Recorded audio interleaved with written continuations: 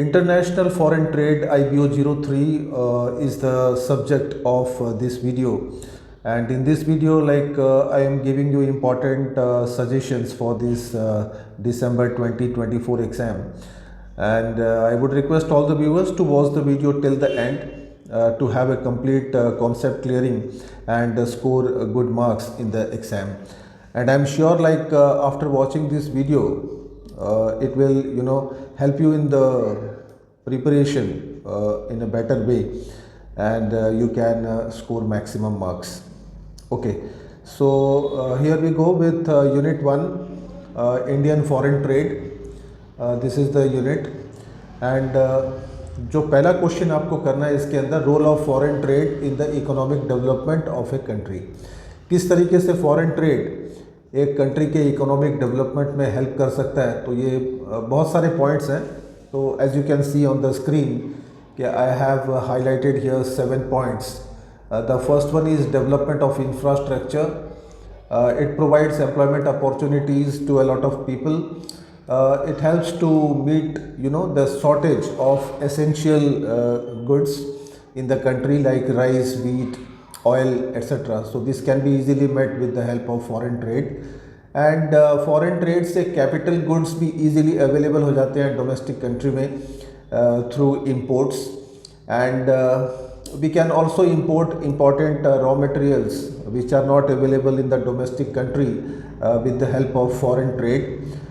You can also concentrate on export, like जो country में surplus production हो जाता है, excess production, so that can be sold in the market, and it also helps to increase the foreign exchange reserve of the country. तो ये 7 points हैं जिनको आप expand करके आंसर लिख सकते हैं for 20 marks. Okay friends, आगे चलते हैं नेक्स्ट क्वेश्चन में। what are the major issues in the world trade?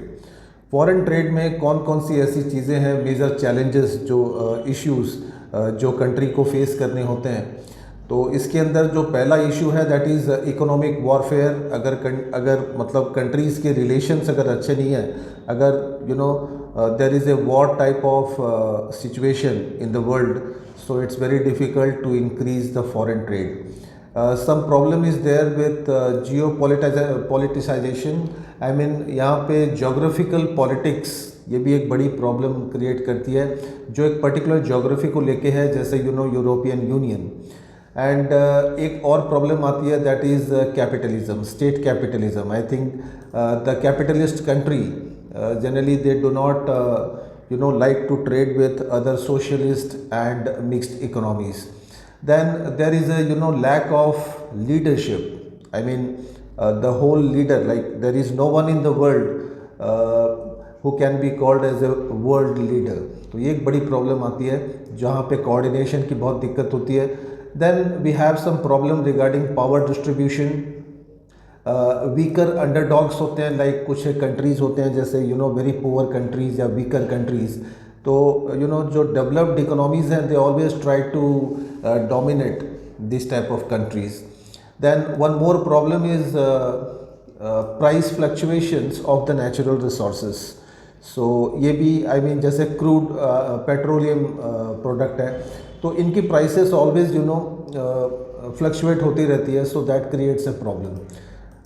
Okay, next concept में चलते हैं. This is from unit 2, India's balance of payment. And यहाँ पे आपको करना है what is balance of payment. Basically balance of payment is a country statement of the import and export, and it can be of 2 types like favourable and unfavourable balance of payment. And इसके components पे आपको ध्यान देना है, what are the components of balance of payment. तो ऐसे तो ये 2 अकाउंट भी आप अगर लिखोगे तो काफ़ी है, current account and capital account. And current account के अंदर जनरली जो the imports and exports during the short period, I mean during a year. And capital accounts like we record all those transactions which are for long term, I mean more than 1 year. So like that you can expand the different accounts which are maintained in this. Then comes what are the factors affecting balance of payment of a country. तो ये 4 factor हैं जो आप लिख सकते हैं, like inflation. ये अगर प्राइस लेवल अगर इंक्रीज़ है तो वो बैलेंस ऑफ पेमेंट को फेवरेबल या इनफेवरेबल कर सकता है। National income GDP of the country, so if that fluctuates, that also creates a problem. Then we have some government restrictions. अगर गवर्नमेंट ने अगर कुछ रेस्ट्रिक्शंस इम्पोज कर दिए फॉरेन ट्रेड पे, so that will badly affect the balance of payment of the country. And there are some problems with exchange rates because these are not fixed, so they keep on changing, fluctuating, so it's very difficult to maintain the stability of the exchange rate, so that also creates a problem. The next concept in balance of payment is methods of disequilibrium. I mean, if the balance of payment is not in equilibrium state, so what are the different methods that we use to correct this balance of payment? So I have already discussed this in the previous videos also, like this one, monetary policy. The government can take this to control the balance of payment. Exchange depreciation है, that is one method. Devaluation से control कर सकते हैं. कुछ एक exchange control mechanism है जिससे हम लोग चेंज कर सकते हैं. Tax policies of the government, I mean import duties, so that can be increased and decreased. Similarly import policy, I mean import quotas, ये कर सकती है. The government can ask the exporters to export more and more.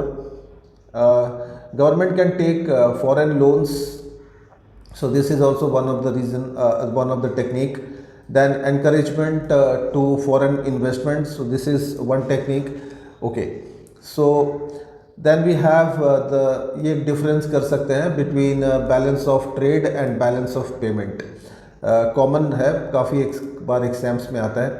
And unit 3 की बात करते हैं, India and world trade. यहाँ पे शॉर्ट नोट्स के लिए कर सकते हैं guards. So this is again a very important concept in this IBO 03, General Agreement on Tariffs and Trade. इसके main objectives, इसके important functions, so all these things, these are all the important objectives. इसके main principles, so these things we can revise in the exam.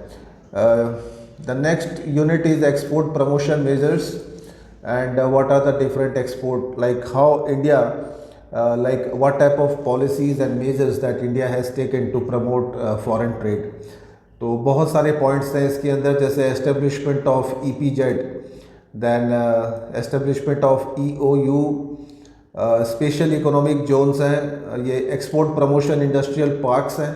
तो ये कुछ मतलब बहुत सारे measures हैं, जैसे यहाँ पे एक्सपोर्ट हाउसेस हैं, एक्सपोर्ट ऑफ सर्विसेज है, EPCG स्कीम है, दैन ड्यूटी रिडेम्पशन देती है गवर्नमेंट, एक्सपोर्ट फाइनेंस प्रोवाइड करती है, ड्यूटी ड्रॉबैक्स है, टैक्स, काफ़ी सारे टैक्स रिलीफ देती है government, market related assistance provide करती है, EDI प्रोवाइड करती है, इलेक्ट्रॉनिक डेटा इंटरचेंज, एंड कुछ एक स्टेट सेल्स हैं वो भी एक्सपोर्टर्स को हेल्प करते हैं. तो बहुत सारे मेजर्स हैं जो इंडियन गवर्नमेंट ने लिए हैं to promote this foreign trade.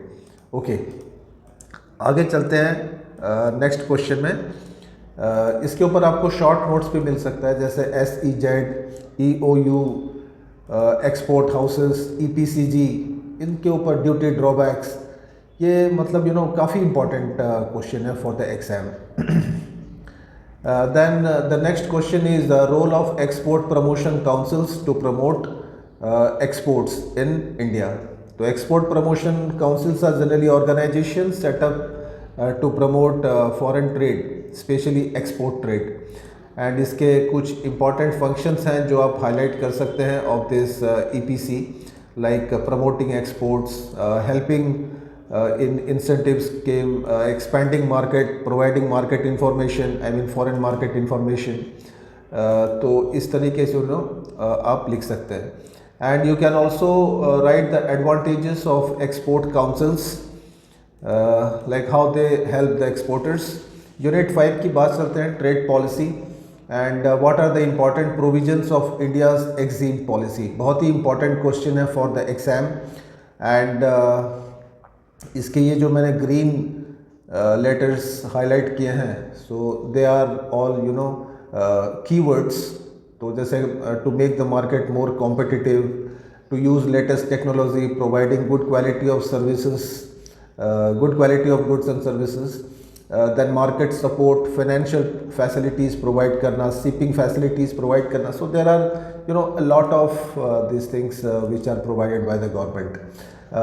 Then provisions of India's trade policy. तो ये कुछ एक points हैं जो आप लिख सकते हैं. Then we have what measures can be adopted by India to integrate with their trade integrate with the foreign trade. So यहाँ पे इकोनॉमिक रिफॉर्म्स हुआ था 1991 में, जैसे आप लोग जानते हैं, and the policy of liberalisation, privatisation and globalization was adopted in India. So this was one major breakthrough.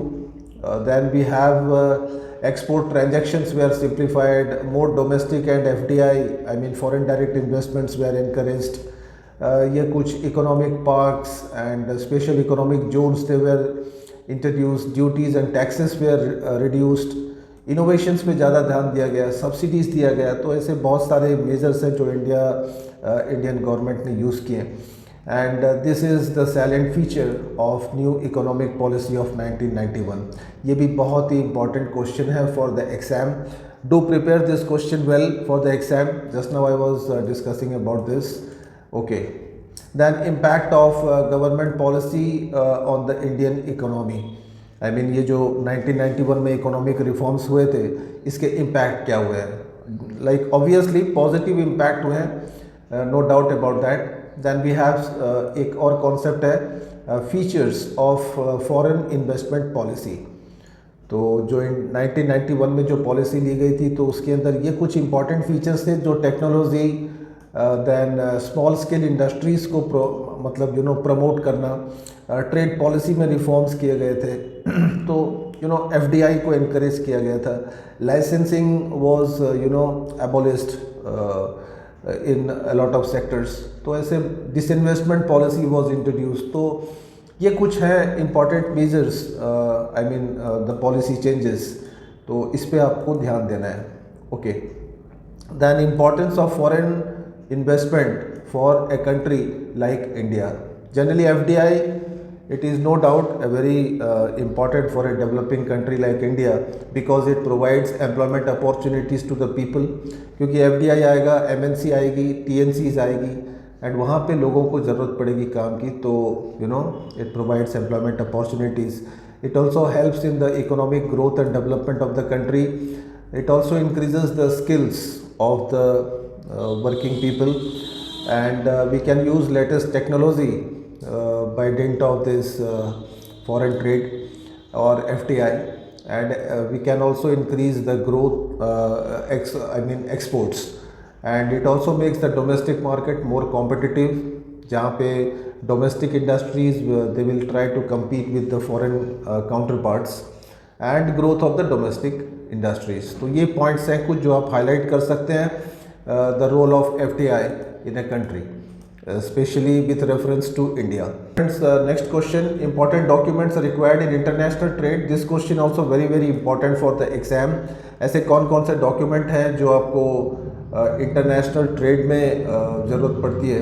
तो ये कुछ हैं 8 documents like this air way bill, certificate of origin, bill of lading, इसके ऊपर शॉर्ट नोट्स भी मिल सकता है आपको.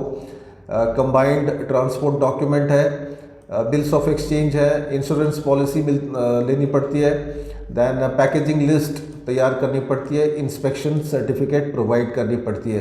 तो ये हैं कुछ इंपॉर्टेंट डॉक्यूमेंट्स जो एक इंपोर्टर या exporter during the foreign trade उसको तैयार करने पड़ते हैं.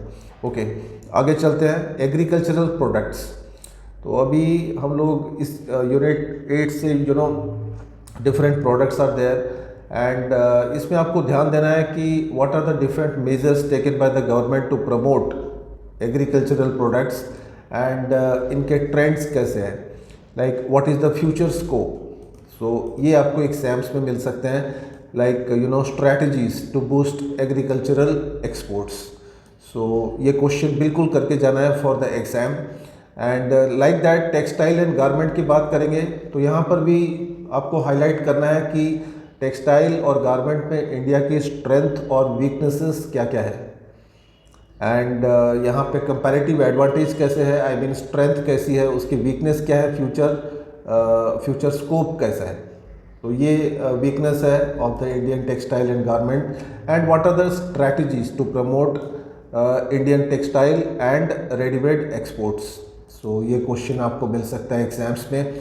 These are the different schemes providing for the financial assistance to textile sectors by India. So this question also needs your attention. Then we have gems and jewelry and handicraft industries. Same way like export prospect, India as far as India is concerned, यहाँ पे problem क्या है, strength क्या है India के पास पे, इसके future क्या है एंड स्ट्रैटेजीज। तो ये future prospect and strategies of this gems and jewelry industry. Like that, electronic product, what are the important problems of Indian electronic industry, and इसके बाद में इसकी strategies, how can we promote these products, तो like this. Then we have engineering goods, इसके भी major segments क्या हैं, major problems क्या हैं and strategies. We have this chemical goods industries, and इसके भी आपको ध्यान में रखने हैं डिफरेंट प्रोस्पेक्ट्स एंड स्ट्रैटेजीज, जो इंडिया कॉम्पिटिटिव स्ट्रेंथ क्या है इस इंडस्ट्री में, अपॉर्चुनिटीज़ क्या हैं, तो like this. So these are very important. Services की बात करेंगे तो सबसे पहला क्वेश्चन ये आपको करना चाहिए for the exam, the different issues in the international trade of services. As we know कि गुड्स की मार्केटिंग करना इजी होता है, सर्विसेज की मार्केटिंग करना is a very challenging job. तो you can highlight all these reasons like it is inseparable, heterogeneous, intangible होती है, you can not take ownership of this, it is generally perishable and it's very difficult to measure the value of services. So like this. Then we have India's competitive advantage and disadvantages in the export of services. ये भी बहुत ही important question है। As far as India is concerned, इनकी advantages क्या है? And basically मैं आपको बता दूँ कि India is known for its services all over the world. We Indians are very much popular in this. And हमारी disadvantages भी हैं कुछ, तो वो भी आप कर सकते हैं for the exam. And some suggestions to boost service exports in India. So इसके ऊपर भी आप थोड़ा सा ध्यान दे सकते हैं in the exam. Okay. Then we have you can get short note on Indo-US trade relations and इसके prospects. Japan Indo-Japan trade relations, एक तो trade relation exams में पक्का आता ही है, तो Indo-Japan, Indo-US, then we have some more like this Indo-Asian trade relations, and इसके अंदर Asian के ऊपर आपको कभी कभी शॉर्ट नोट्स भी लिखने के लिए आते हैं, तो you have to be very बहुत अच्छे से आपको इस क्वेश्चन को करना है। सार्क, एशियन, इनके ऊपर आपको मिल सकते हैं शॉर्ट नोट्स। जैसे मैं अभी बता रहा था आपको सार्क के बारे में, south Asian association of regional cooperation, इसके ऊपर भी आपको शॉर्ट नोट मिल सकता है। इजी है, बहुत बार पढ़ चुके हैं इसको।